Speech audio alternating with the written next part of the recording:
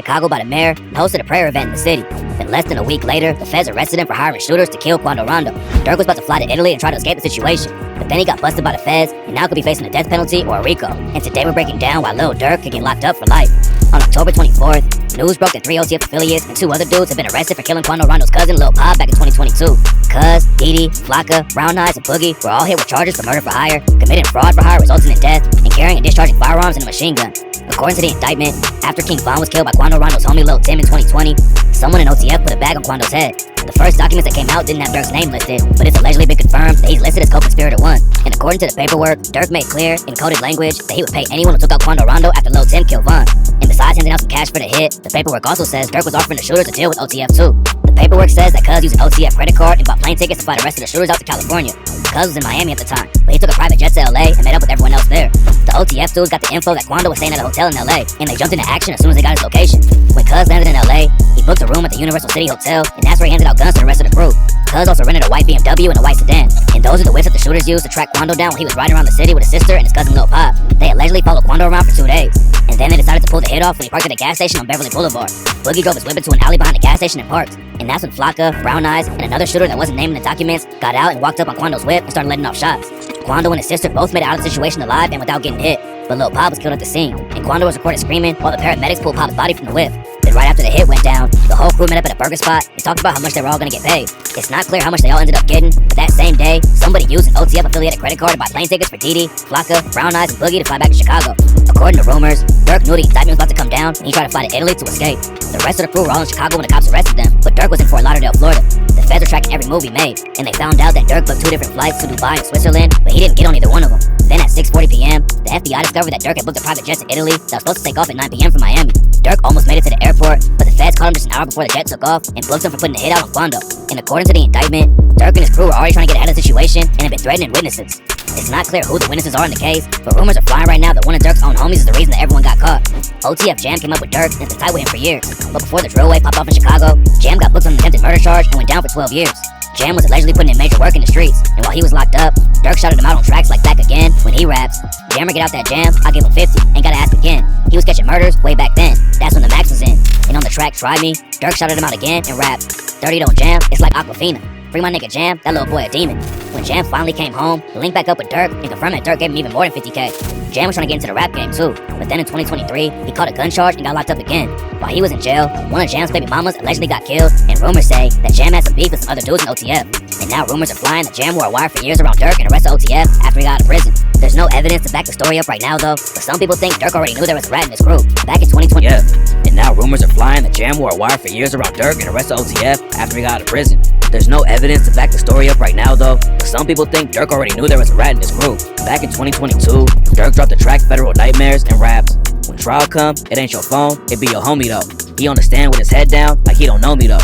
It ain't no point in getting no lawyer if your homie told. He was with you on them late nights, in them fast cars, and them ski masks." Jam isn't the only dude who's allegedly involved with the case that Durk raps about. Didi, aka Deeski, allegedly helped plan a hit on Quando.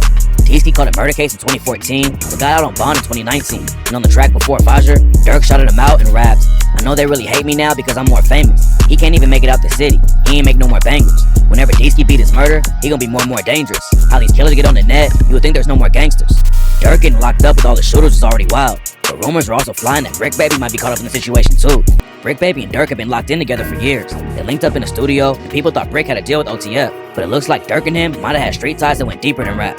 Before Quando Rondo went to LA, he had linked up with an OG from the Rolling 60s Crips named Big U.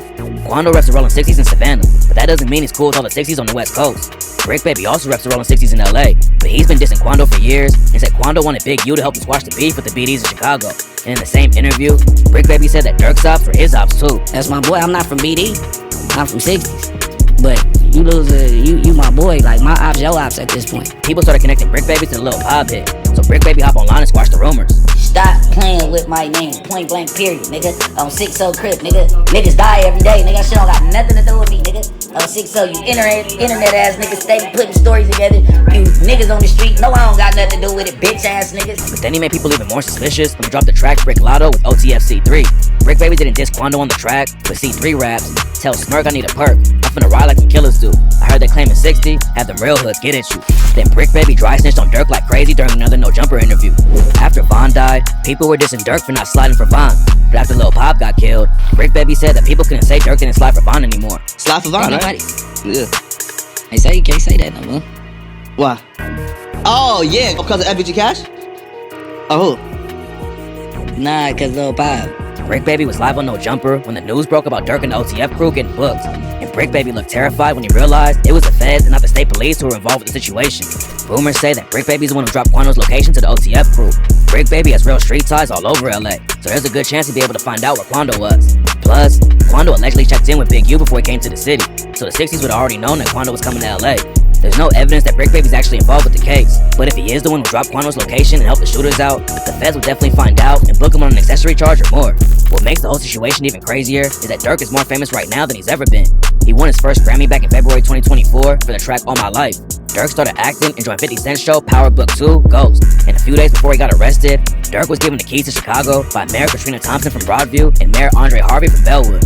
After Dirk got the keys, his youth foundation, Neighborhood Heroes, hosted a fireside chat with 50 young dudes where Dirk and his dad talked to him about focusing on their goals. Then the next day, Dirk was at a prayer event in Chicago and said promoting spiritual well-being and fostering unity is essential to the work we do at Neighborhood Heroes. And right after that, Dirk performed in front of 18,000 people at the United Center with Lil Baby and Sexy Red. It seemed like Dirk was really trying to get back to the community and turn everything around, but nobody knew it might have been his last concert ever. After Dirk got arrested, Mayor Katrina Thompson from Broadview took away Lil Durk's key to the city and cut ties with his Neighborhood Heroes Foundation and said that even though Dirk is innocent until proven guilty, Broadview has even higher moral and ethical standards of behavior. A couple of years ago, Dirk went on $1 million worth of game podcast and Wallow begged him not to slide for Von. Wallow told Dirk about how he forgave his own brother's killer, and Dirk needed to move on before he ended up dead or in jail. I forgave my brother's killer, and I'm saying it to say this. Nigga that killed my brother, my brother died in my grandma's arms. If I ain't let that shit go, I won't be right here today. I won't be here. My niece and my nephews, man, y'all won't be doing this. Y'all won't know me. I won't be able to kill y'all this game. But I had to leave. I had to let that shit go. Now I'm out here taking care of his daughter, paying for her to go to school, taking care of my nephew, taking care of my mom and my grandmama. Talk to him. So, because I forgave my brother killer, but you know, I understand what y'all going through. But I love all you young niggas in here, and I mean that shit. Lil Durk didn't listen though, and a few months later, he allegedly ordered the hit on Quando and got his cousin Lil Pop killed. Now Dirk and his whole crew are facing the death penalty, and everyone knows that the feds don't book anyone unless they're confident that they can get a conviction. The situation isn't looking good for Dirk right now, but tap in for updates because this case is just getting started.